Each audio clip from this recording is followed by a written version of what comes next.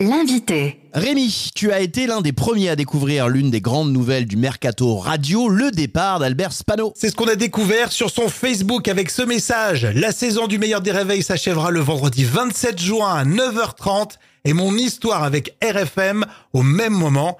Et du coup, forcément, on a voulu en savoir plus. Albert Spano avec nous. Salut Albert. Bonjour.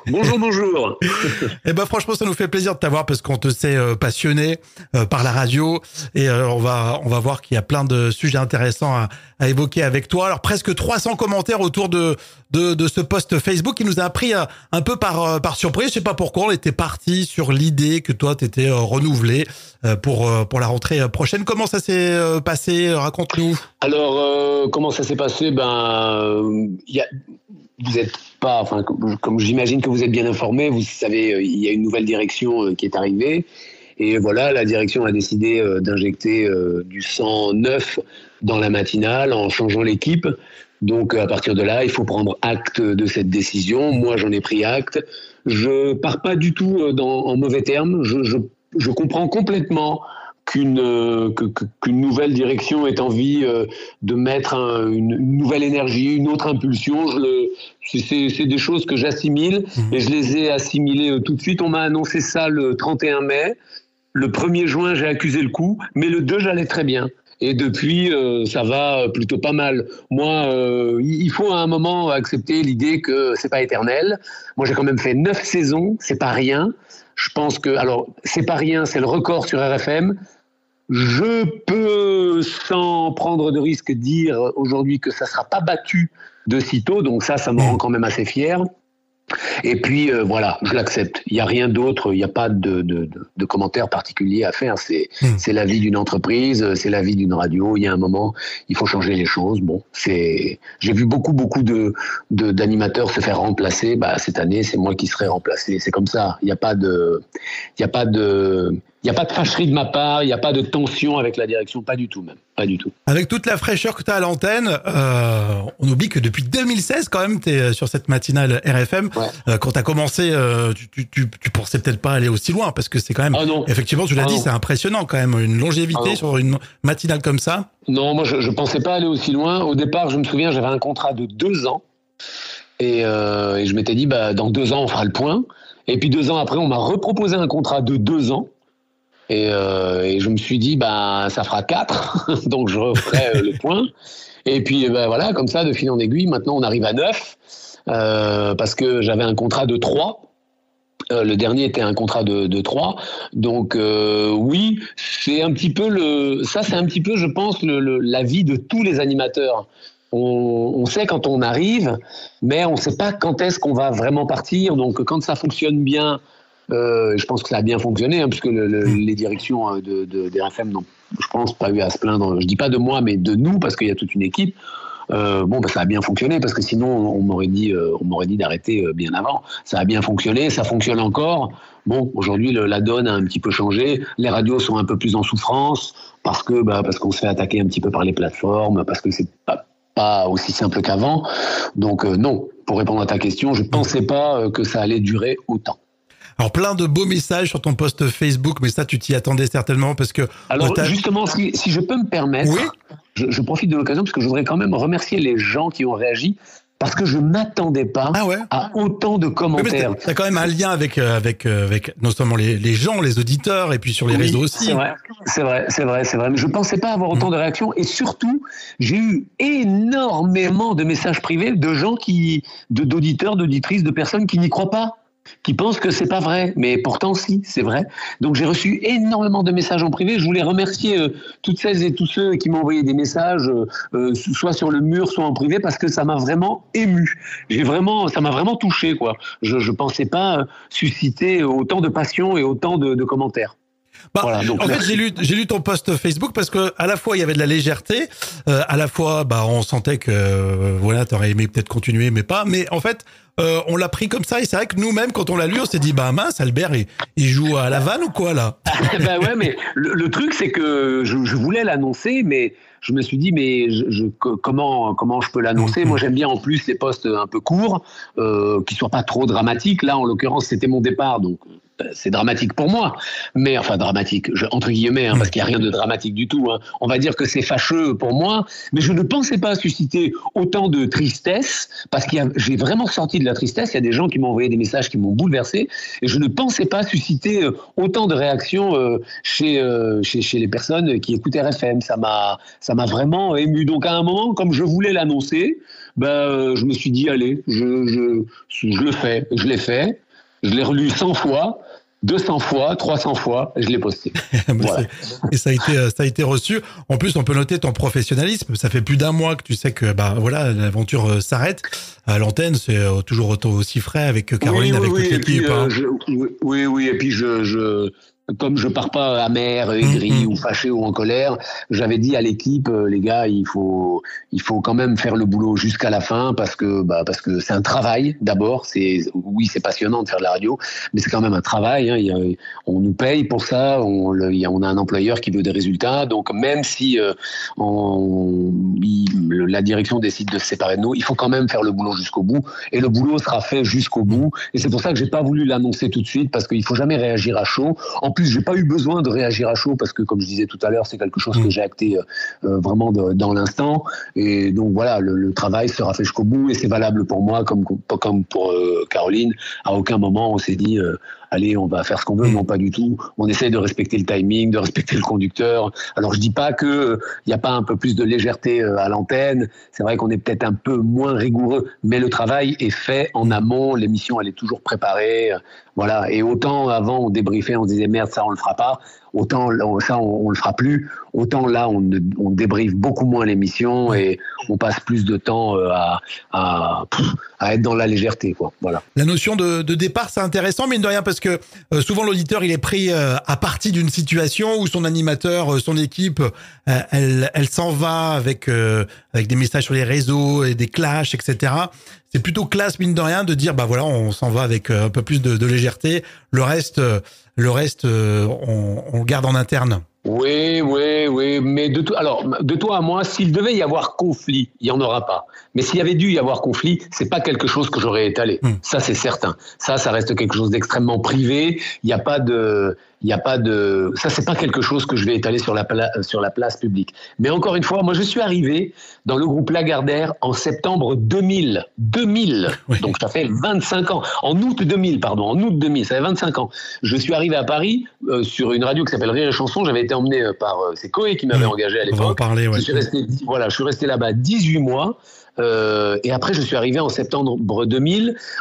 J'ai été à un moment, je me souviens en 2008, j'étais approché par Énergie où j'ai fait 3 ans. Après, je suis revenu sur Virgin Radio. Donc, si je fais le compte des années que j'ai passé dans le groupe Lagardère et dans le groupe Lagardère aujourd'hui, ça a changé un petit peu de main. Mais je vais certainement pas partir en cassant le mobilier ou tous ces trucs-là. Pas du tout. Moi, je partirai pas fâché du tout. Absolument pas. C'est pas du tout dans mes habitudes. Et si d'aventure il devait y avoir quelques conflits ou quelques problèmes que ce soit, je le dirai jamais. Jamais. Ça restera entre la direction et moi. Moi, je veux pas. Je pense que ce serait salir la belle relation que j'ai entretenue pendant toutes ces années avec cette boîte qui a changé, mais parce que tout change, tout évolue, le monde change et on change avec lui. Donc, mais moi, je marcherai sur les pieds de personne pour le coup. Caroline, elle arrête aussi. Caroline Turbite, c'est une nouvelle équipe. Oui, il va y avoir un changement de matinale. Voilà, après. Chacun, mais ça, elle pourra y répondre. Elle pourra répondre mieux que moi, oui, bien sûr. Alors du coup, dans l'équipe du podcast des ondes Vocast, on faisait plein d'hypothèses. Alors je tairai le nom, mais quelqu'un m'a dit peut-être qu'il va partir sur une radio italienne. Non. Alors j'ai lu de ces trucs, mais qui sont. Mais en fait, on veut tellement on veut te trouver de façon en septembre, donc on a plein d'hypothèses. Mais évidemment, j'ai des pistes, mais il y a pas de radio italienne, il y a pas. J'ai vu des choses assez loufoques quand même. Non, il y a pas tout ça. Il y a pas de retraite non plus. Dans le groupe, restez dans le groupe. Non, il y aura pas. De toute façon, dans le groupe, il y a 3 radios, il y a Europe 2, Europe 1 et RFM. Donc non, il y aura pas de groupe. J'ai lu aussi un truc qui m'a un peu surpris. Ah ouais, c'était quoi Bah écoute, Albert Spano a décidé de quitter RFM. Il a eu 60 ans cette année, une retraite bien méritée. Je trouve ça extrêmement déplacé. D'abord parce que je ne quitte pas RFM. Il y a une volonté de la direction de changer d'équipe que je respecte complètement. Mais je ne pars pas de mon fait. Ça, c'est la première chose. La deuxième chose, une retraite bien méritée. Il faudra quand même que les gens qui s'occupent de certains sites internet pseudo-info assimilent le fait qu'on ne part pas à la retraite à 60 ans, il faut continuer à bosser jusqu'à 64. Donc c'est une réalité. Je pars pas du tout à la retraite, je comprends pas qu'on puisse écrire des choses pareilles. Moi, c'est quelque chose qui m'a un peu... qui m'a heurté, qui m'a meurtri, ça m'a fait de la peine, ça. Parce qu'on associe tout de suite la soixantaine à vieux retraite. Non, j'ai des pistes, je compte bien retravailler, et si je dois faire une année blanche, je ferai une année blanche, mais je pars pas du tout à la retraite. Et d'ailleurs, quand on voit tout ton parcours, on est sur des rencontres, on est sur des tempos un peu différents qu'un cursus classique. Tu as commencé sur une radio en Corse, ta première fiche de paie, je crois, c'est sur Studio 20, une radio corse qui existe toujours dans le sud de l'île. Oui, c'est vrai, j'ai commencé, j'étais bénévole sur une petite municipale à Menton, et c'était bénévole. Et puis, au bout de quelques mois, j'ai trouvé une radio en Corse, effectivement, qui s'appelait Studio 20, et dans laquelle je suis resté environ 1 an. Et c'est vrai, tu es bien renseigné, Rémi. C'est mon premier contrat. C'est ma première fiche de paye, c'était là. C'est vrai. On s'en rappelle toujours on est toujours fiers de la première fiche de paye, hein. C'est vrai.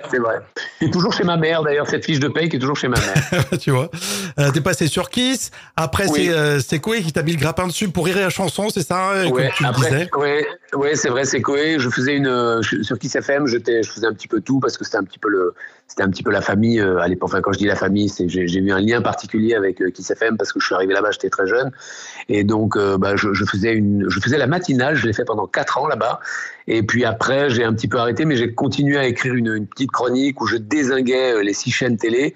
Et Koé, qui était en vacances dans la région, il avait entendu ça.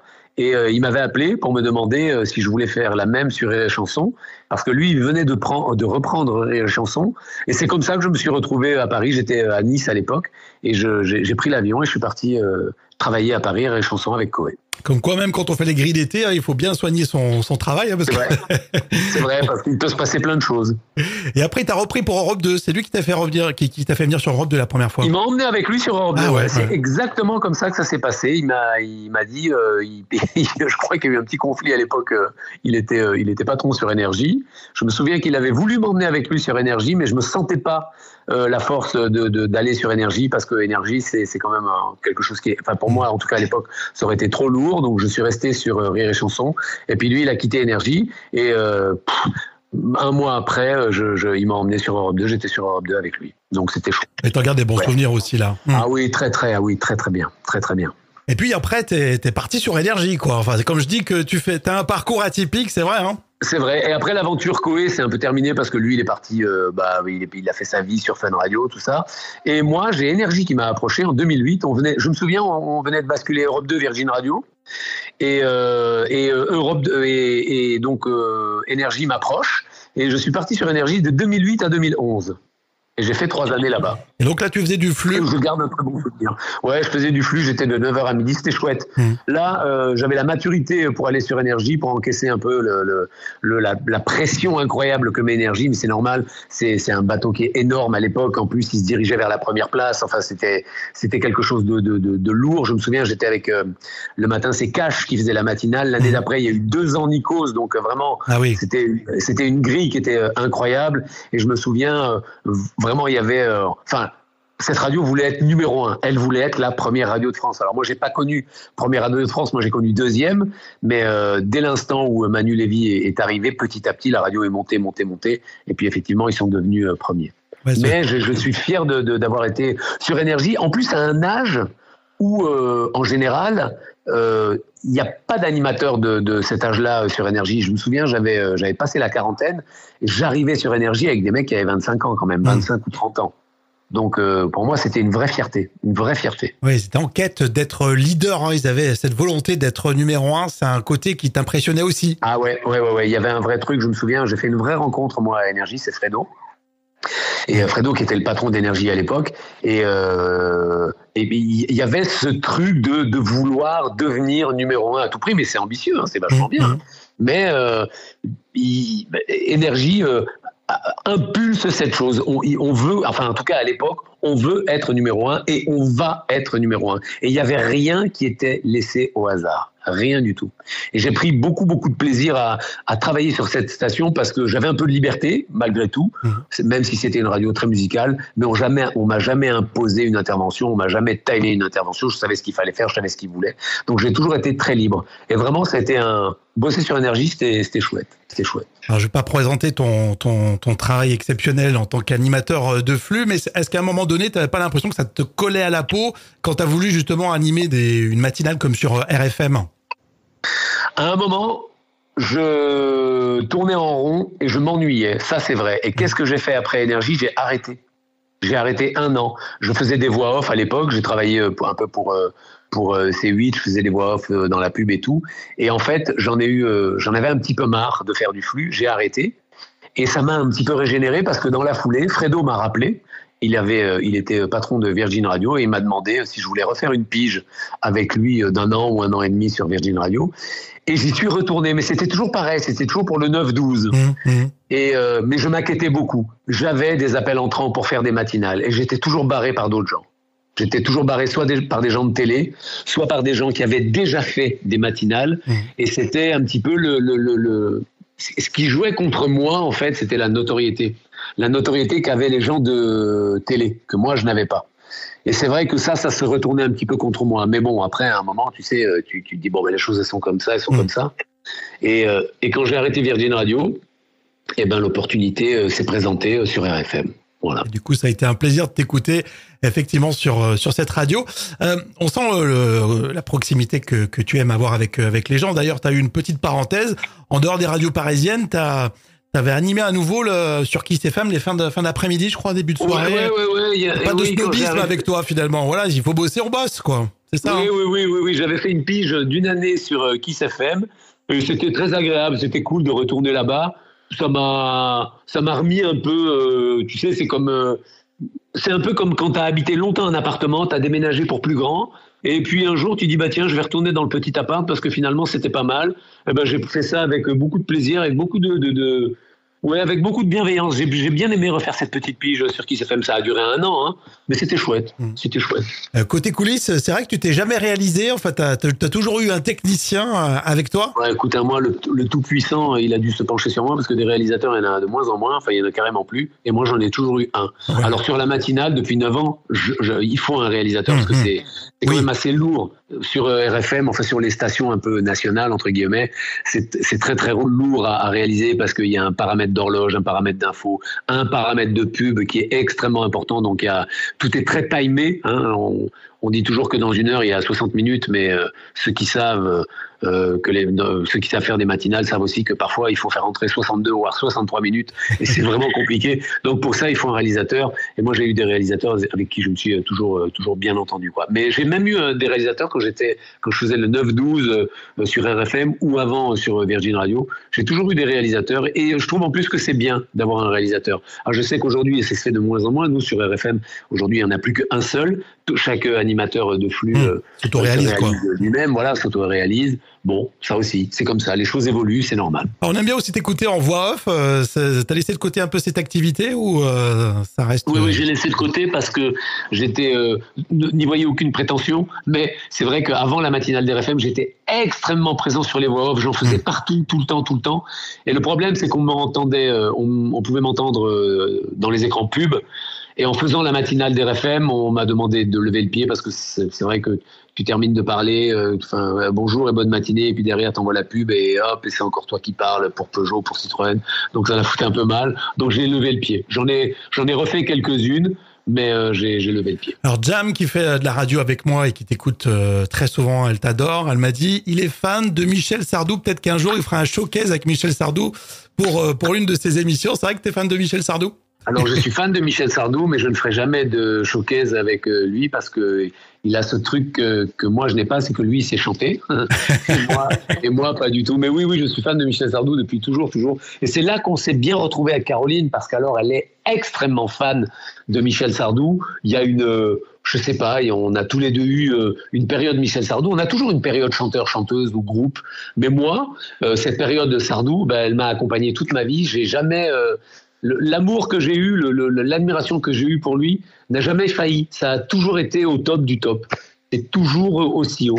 Et donc là-dessus, avec Caroline, on s'est bien retrouvés. Et j'aurais pu le rencontrer, je vais vous donner une petite anecdote, j'aurais pu le rencontrer 10 000 fois. Je travaille dans des radios, tu penses bien que rencontrer des chanteurs, c'est quelque chose de très facile. Michel Sardou est venu des tas de fois sur Europe 1. Quand j'étais sur Énergie, il allait très souvent sur Nostalgie ou sur Chéri FM. J'ai toujours refusé de le rencontrer parce que je ne veux pas lui parler, parce que pour moi c'est un peu une sorte d'idole, Michel Sardou, et de lui parler, ça le rendrait accessible et normal, et je veux pas. Je veux qu'il reste un chanteur que j'ai idolâtré, et je veux pas que ce soit un humain lambda. Donc j'ai refusé de le rencontrer. D'accord. Vraiment. Je comprends. Bon, en tout cas, merci Albert. On va suivre tout ce qui va se passer dans les prochains mois te concernant. C'est un vrai plaisir de parler radio. Je communiquerai sur les réseaux. On suivra tout ça, t'inquiète. Et encore bravo pour cette fraîcheur que tu mets à l'antenne. Et c'est toujours très impressionnant de voir ce côté technique d'animation qui ne se ressent pas, puisque l'auditeur, tu vois, lui, il a juste une personne qui lui parle tous les matins. Et il s'est attaché à Albert et toute l'équipe d'ailleurs, parce que vraiment, à chaque fois qu'on écoute, on sent une symbiose dans tout ça.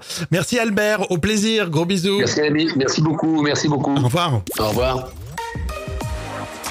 Des ondes Vocast.